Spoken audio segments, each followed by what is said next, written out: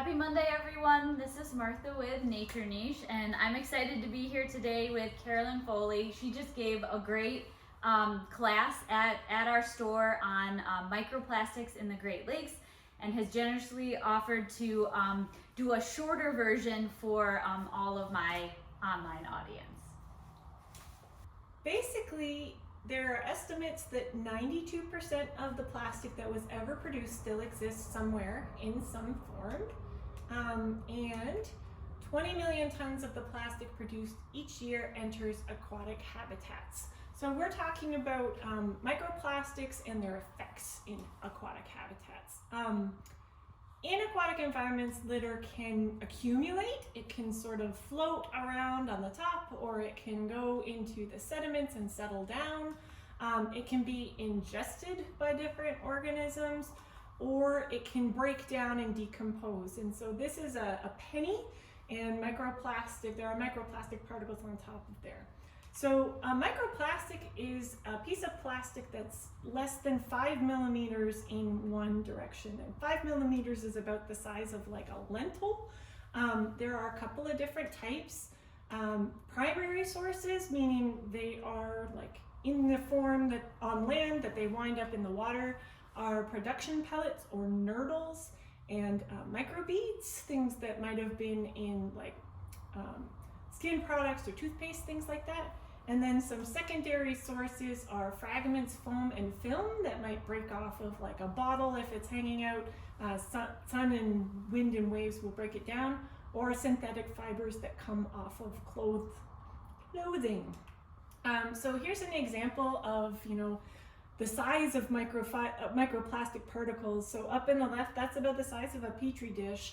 And then we have the fragments, the foam, the fibers, and the pellets. And that's kind of what they look like. And a fiber can be pretty long, but it's very skinny, so it can get stuck different places. So microplastics come from domestic wastewater, like we said, fibers from clothing. People might think that wastewater treatment should be doing a better job pulling it out, but they're actually pretty good. They can remove between studies have shown they can remove between 75 and 99%.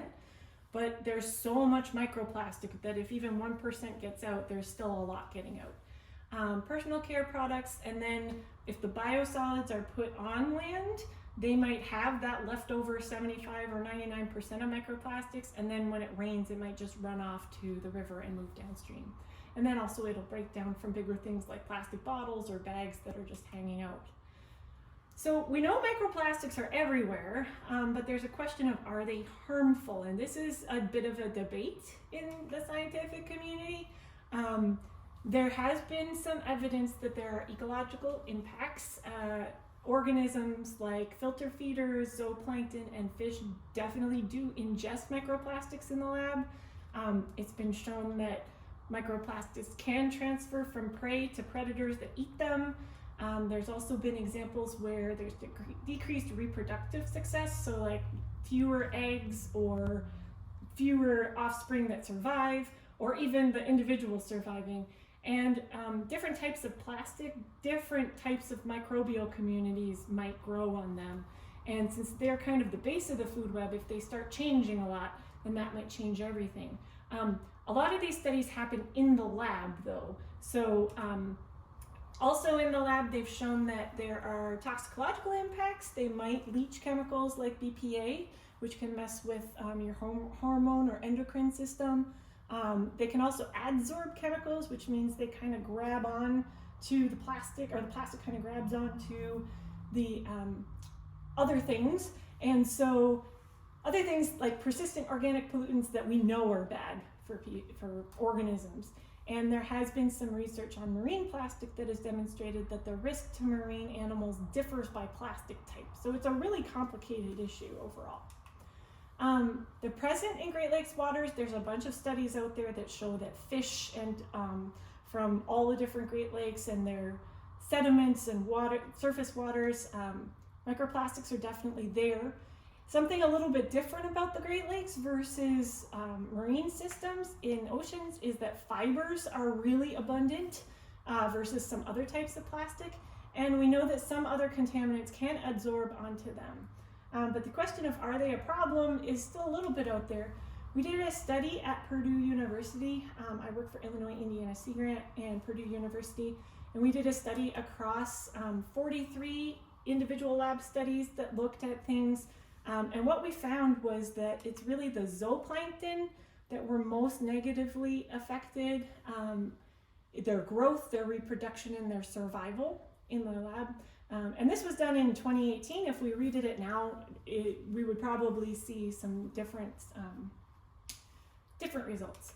The other thing is feeding or consumption was negatively impacted, which kind of makes sense if you think there's a bunch of plastic particles inside, then your food can't necessarily get into it.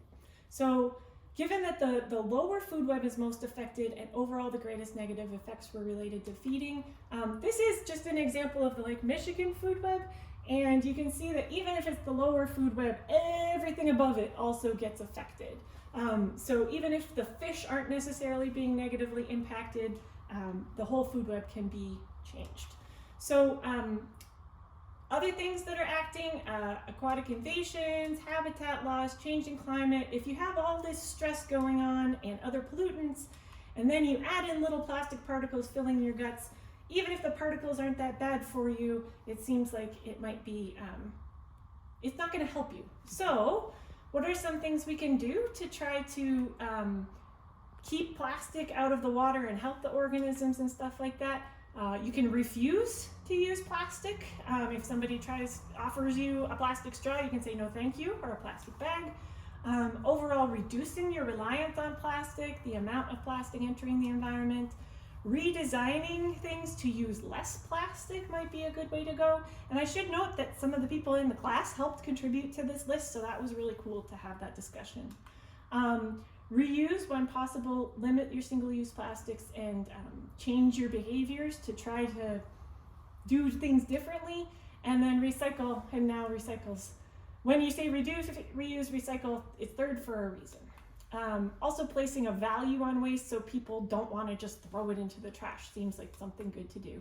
And acknowledging that it's not going to be easy to change how we live. There are some challenges.